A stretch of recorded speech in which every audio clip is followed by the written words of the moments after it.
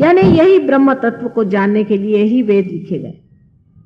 वेद तब लिखे गए, वेद विद से होता है, विद शब्द का मतलब है जानना। और अगर सारे वेद पढ़ करके भी आपने अपने को नहीं जाना तो वेद व्यर्थ, वेद का अर्थ ही खत्म हो गया। अगर आपने अपने को नहीं जाना, आप गए, आपसे बहुत भाषण हुए, लेक्चर हुए, सब हुआ, और आपने अपने को नहीं जाना, आप सिद्ध ही कैसे करेंगे कि परमात्मा है? कोई सिद्धता है आपके पास? आपके बच्चे यहाँ कल मंदिर में नहीं आएंगे, कहने का है पर से भगवान है, कोई सिद्धता नहीं। इसलिए जब आप अपने को जान लेते हैं तो आपके अंदर से ही ब्रह्म बहना शुरू हो जाता है। मैं यहां आपको वही चीज देने आई हूं जिसको आप हजारों वर्षों से खोज रहे थे, जो आपकी अपनी है, आपकी अपनी ही है, सिर्फ मुझे कुंजी उसकी मालूम है। मैं कुछ अपना नहीं दे रही हूं, आपका जो है आप ही को सौंपने आई। आप अपने को जान लीजिए और इस ब्रह्म तत्व को पा लीजिए।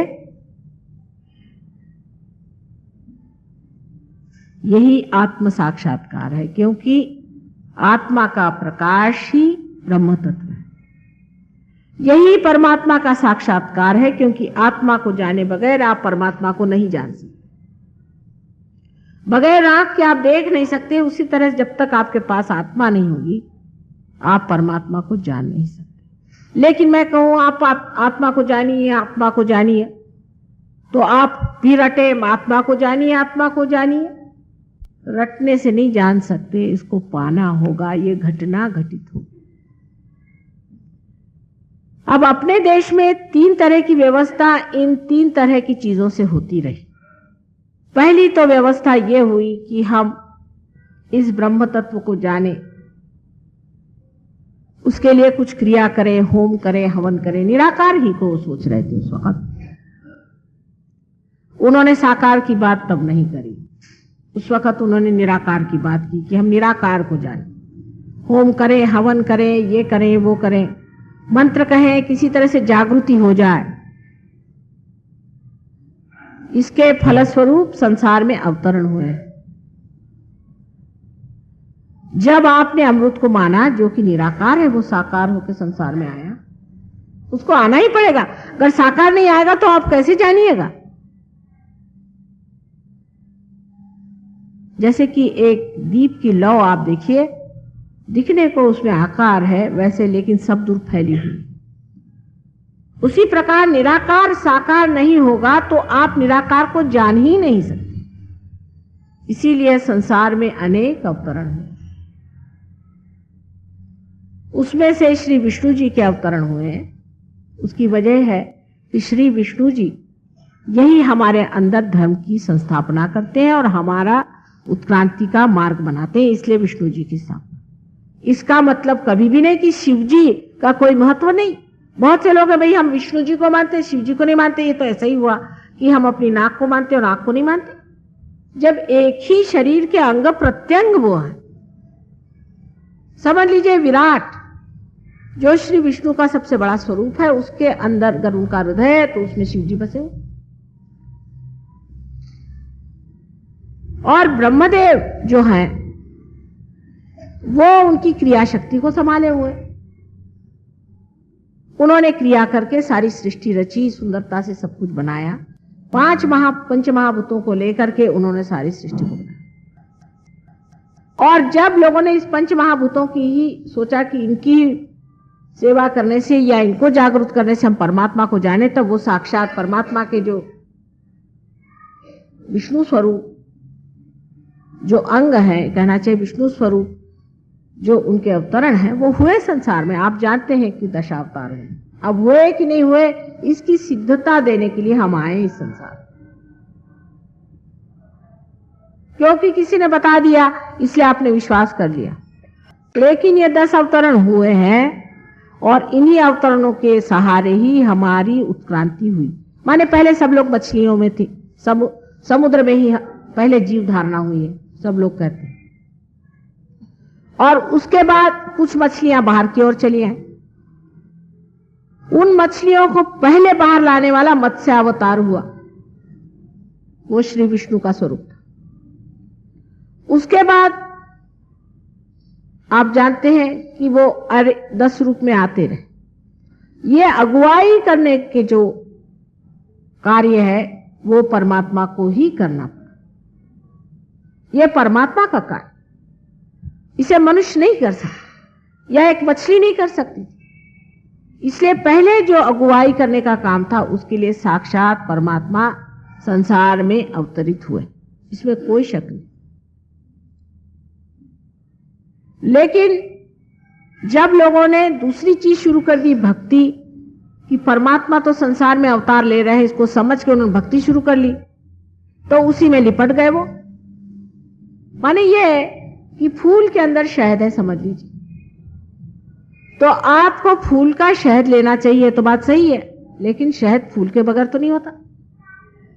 लोगों ने कहा कि भाई फिर फूल की बात करो, एक शहद की बात करने लगे, फूल की बात करने लगे। उसके बाद उन्होंने कहा कि फूल की बात करो, तो फूले में अटक गए लोग।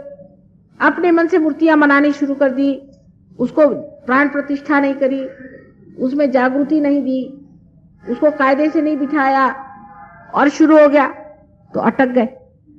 तब लोगों ने शुरू किया कि नहीं, इसको बंद करो भाई, अब निराकार की बात।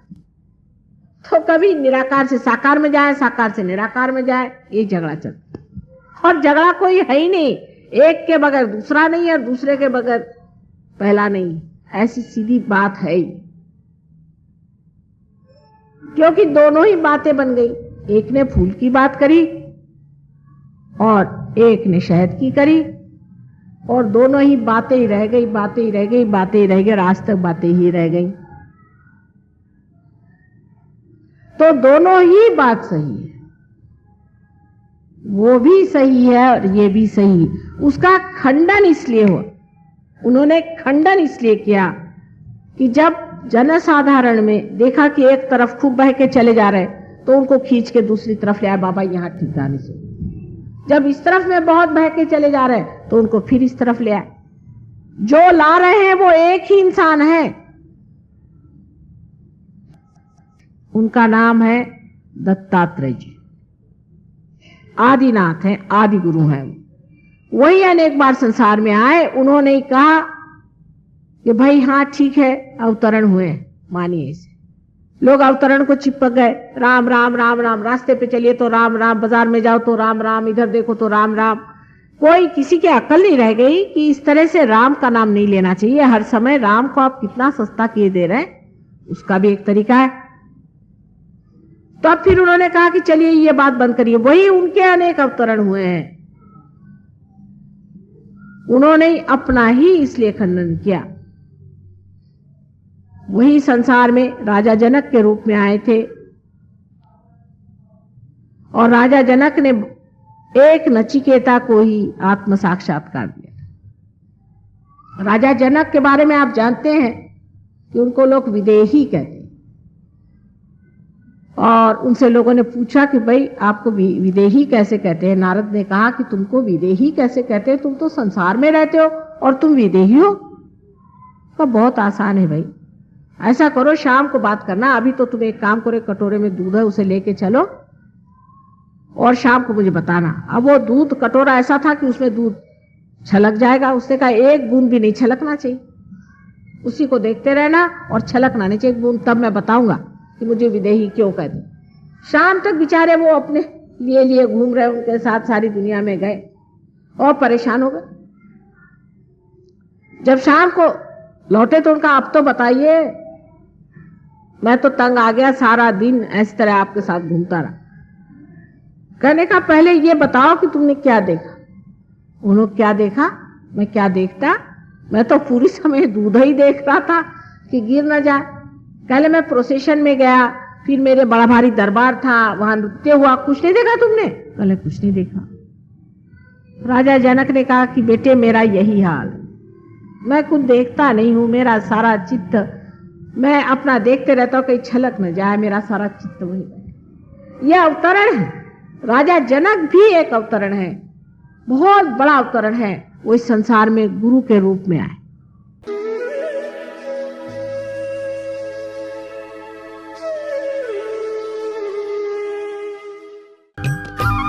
सब्सक्राइब कीजिए कुंडलिनी जागरण को और प्रेस कीजिए बेल आइकन को, जिससे कि आपको मिल सके हमारी लेटेस्ट वीडियो सबसे पहले।